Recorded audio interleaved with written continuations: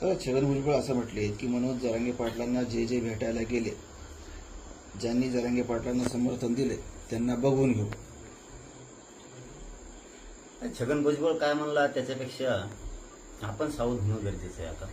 की ते जर आपल्या मराठीचे नेते आपल्याला सपोर्ट करत असले, ओबीसी बांधव आपल्याला सपोर्ट करत असले, त्याला बघून घेऊ जर असं म्हणत असला, त्याला धडा शिकवा असं जर बोलत असला, तर मराठ्यांच्या लोकांनी सुद्धा जे जे आपल्या विरोधात जात आहेत नेते ओबीसीचे, त्यांना पण धडा शिकवणं आता गरजेचं आहे. आणि मराठा समाजानं दुसरंही काम ताकदीनं करणं गरजेचं आहे. ते म्हणजे जे जे मराठ्यांचे नेते आपल्या पाठीशी उभा राहत आहेत, मग ते पक्ष कोणताही असू द्या, सत्ताधारी असू द्या, नाही ते विरोधक असू द्या, त्यांचेही मराठा समाजाच्या लोकांनी ताकदीनं पाठीशी उभा राहणं सुद्धा गरजेचं आहे. आणि मराठा समाजाने राहावं सुद्धा, कारण जो आपलं काम करतो त्याच्या पाठीशी उभा राहणं आपली जबाबदारी आहे. तर समाजाचं कल्याण होत असतं. त्यामुळं मराठा समाजाने सुद्धा इथून पुढं जे जे मराठ्यांच्या विरोधात जातील त्यांना आता धडा शिकवायचा आहे. जसं छगन भुजबळ करील तशीच भाषा, तीच पद्धत आता इथून पुढे राबवल्याशिवाय ते गप्प बसणार नाहीये. त्याला जशाल तसं उत्तर इथून पुढे सुद्धा द्यायचं, आता धडे शिकवायचे. आणि याचबरोबर मराठ्यांच्या लोकांना सुद्धा सांगतो, नुसतं गोंधळून जाऊ नका. तर सगळ्यांनी अर्ज करा. कुणबी प्रमाणपत्रासाठी गावागावात समित्या नेमल्यात, त्यांच्याकडे अर्ज करा. शेतू विभाग आहे तिथं अर्ज करा. तुम्हाला माहिती नसेल तर तहसीलदाराकडे विचारा, तिथं अर्ज करा. तुम्हाला चौथा पर्याय आहे, आपले नोंदी शोधणारे पोरं कोण आहेत, आपल्या गावात काम करणारे कोण आहेत, त्यांना विचारा अर्ज कसे करायचे, काय करायचे. नुसतं गोंधळून जाऊन उपयोग नाही, नुसतं मोर्चाचा उपयोग होत नाही, आपण केलेल्या कामाचा उपयोग होत नाही. सगळ्यांनी अर्ज करणं खूप गरजेचं आहे. कसा करावं कळाना असं म्हणून चालत नाही, काय करावं असंही म्हणून चालत नाही. समाजाच्या लेकराचा आता वाटोळ होऊ देऊ नका. गाव स्तरावर तलाठी आहे, ग्रामसेवक आहे, कृषी अधिकारी आहे, त्यांना विचारा, त्यांच्याकडे अर्ज करा, त्यांना विचारा. दुसरी पद्धत आहे, शेतू विभागात अर्ज करा, तिथं विचारा. माहिती मिळत नसेल तर तहसीलदारांना विचारा, आपल्या पोरांना विचारा. आणि चौथं काम असं की मराठवाड्यात जिथं जिथं मराठा सेवक आहेत आपले, तालुक्याचे म्हणतो आम्ही, गावचे नाही, तालुक्याचे, त्या सेवकांनी रविवारी 12-1 वाजेपर्यंत अंतरवाली लिहा. सगळे कामं सोडा, फक्त मराठा सेवक, फक्त तालुक्याचे मराठा सेवक त्यांनी या. उगाच गर्दी करू नका. आपल्याला सविस्तर चर्चा करायची, त्याच्यावरती आपल्याला एक विचार करायचा आहे.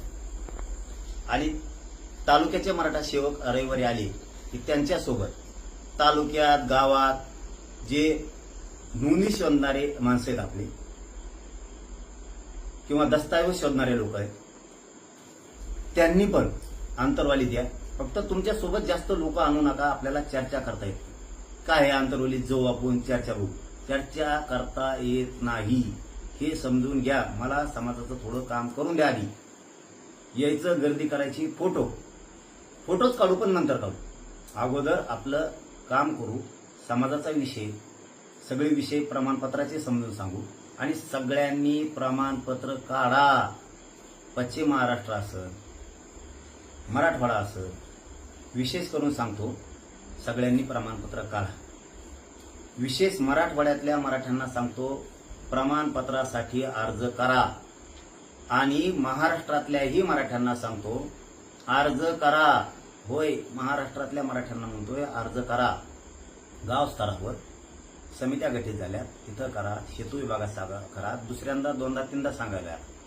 आणि तहसीलदारांना विचारा, आपले काम करणाऱ्या पोरांना विचारा कसं करायचं, काय करायचं. आणि चौथं काम सांगतो, आपल्या तालुक्यातल्या मराठा सेवकांनी आंतरवालीला रविवारी 12-1 वाजता या. तुमच्यासोबत किंवा जे जे ऐकते त्यांच्यासाठी सांगतो, जे कोण नोंदी शोधतं, जे दस्तावेज सापडतं, ती 34 बघतं, गोशवारा बघतं, जे जे रेकॉर्ड शोधणारे येतात, त्यांनी पण अंतरवालीत या. रविवारी 12 वाजता सविस्तर चर्चा करू. सगळं बरोबर होणार आहे. गैरसमज कुणी पसरायचा नाही. मी तुमच्या बाजूने, सरकारच्या बाजूने नाही. आता आंतरवाली सराटीमध्ये जी घटना झाली होती, त्याआधी शरद पवारांच्या आमदारासोबत तुमची बैठक झाली आणि शरद पवारांमुळे तुम्ही मोठे झाले असं भुजबळ म्हणाले. आणि ते बरळवाडी ती जाऊन तिकडे भंगार आली बाबा, त्याचं काय ध्यान द्यायचं, ते एवढेच काही बरळतं कुंकडे की त्याच्यावर ध्यान द्यायचं नाही. त्यातला डोकं लावायचं नाही. ते आता वयाला गेलेले, थोड्या दिवसात बघा तुम्ही लांब लांब हाती निशाण देणार आहे जनावरांची त्याला. ते कामातून गेलं. ते ना ओबीसीचं आहे ना मराठ्याचं आहे ना कुणाचं आहे, ते फक्त स्वस्वार्थी राजकीय स्वार्थासाठी ते काय पण करतं. विषय सोडून द्या, त्याच्याकडे लक्ष द्यायची गरज नाही. आपलं पुढं काय करायचं हे आपण लक्षात ठेवायचं. विरोधी पक्षातले नेते असोत, आमदार असोत, खासदार असोत किंवा सत्ताधाऱ्यातले आमदार, खासदार, मंत्री असोत, जो आपल्या बाजूने बोलतो त्याच्या बाजूने मराठ्यांनी ठाम राहायचं. जो आपल्यासाठी काम करतो त्याच्या पाठीशी उभा राहणं आपली जबाबदारी, ही आपण पार पाडायची. त्यांना उघडं पडू द्यायचं नाही. हे आपण काम करायचं. सगळं बरोबर होईल, व्यवस्थित होणार आणि आपण ते करून घेऊ. टेन्शन ताण घ्यायचा नाही, गोंधळून जायचं नाही, संयमानं सगळं करायचं. सगळे पश्चिम महाराष्ट्र, मराठवाडा सगळं व्यवस्थित होईल, आरक्षणात जाईल.